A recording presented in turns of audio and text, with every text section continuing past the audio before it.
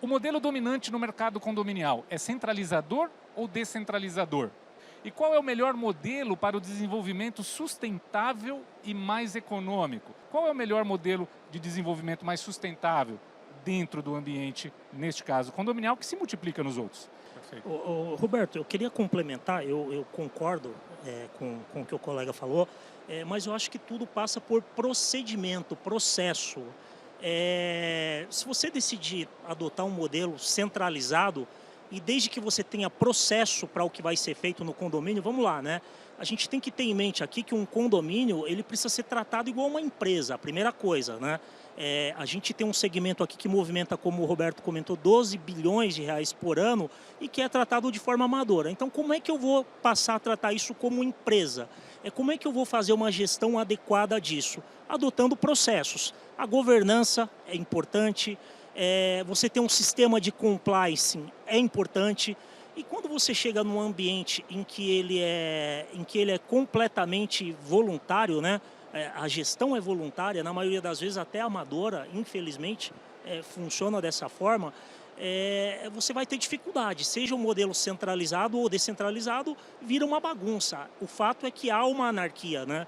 Quando você descentraliza sem processo e sem procedimentos, vira uma anarquia. Quando você centraliza sem processo, sem procedimentos, vira uma anarquia também, porque o síndico acaba virando o rei daquele negócio, ou na maioria das vezes ele delega aquilo para uma administradora, né? Essas administradoras de mercado, e aí o caos acaba estabelecido. Então eu só queria voltar a fazer um complemento aqui, que eu acho que tem um gancho no painel anterior sobre o que a gente falava. A gente começou aqui no painel anterior falando sobre ética, né? Todo mundo fala, tem que ter ética, ética nos negócios. Essa palavra entrou na moda no Brasil, né? E qual é o problema? O problema é que muitas vezes há uma dificuldade de se conceituar o que é ética, né? Mas o que é ética na prática? O que de fato funciona como ética? E eu comentava com o Roberto uns dias atrás, quando ele me fez o convite, que eu estive numa palestra, num trabalho com o professor Luiz Felipe Pondé, e ele fez uma palestra lá no CREA São Paulo para nós.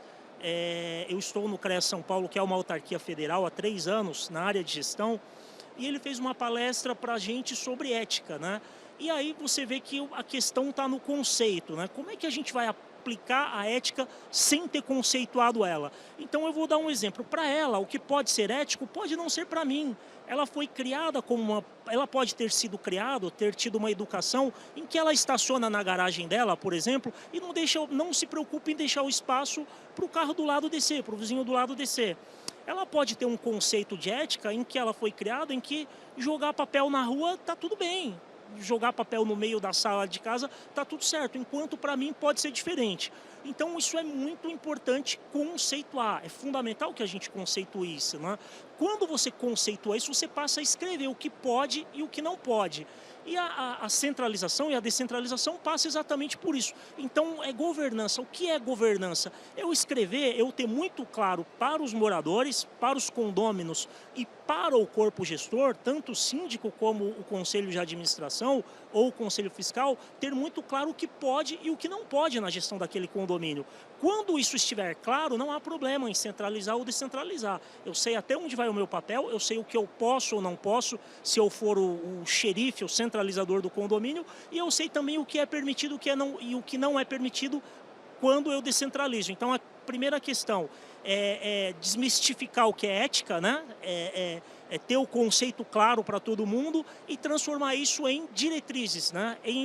Na verdade, uma lei interna, né? Em que você pode e o que não pode. E aí, Roberto, tanto faz centralizar ou descentralizar. Boa. Eu, como gestor, sou a favor da descentralização. Eu acho que se você tiver processos claros e descentralizados, acho muito melhor, acho muito saudável, muito mais competitivo e muito mais econômico.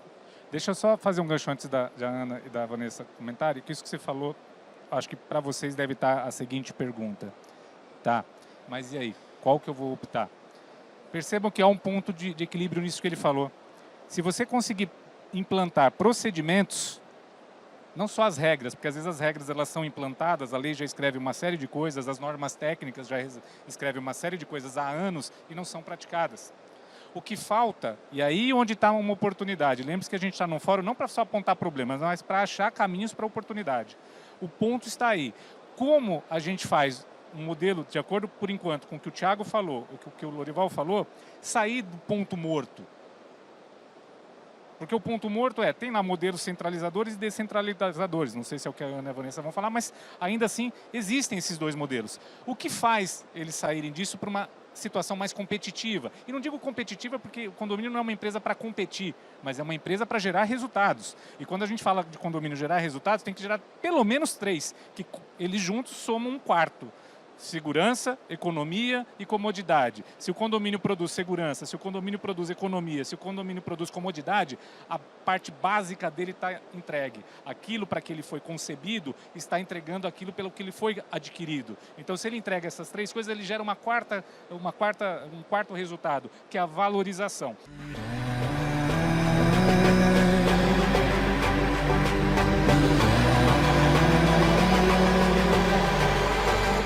Conquer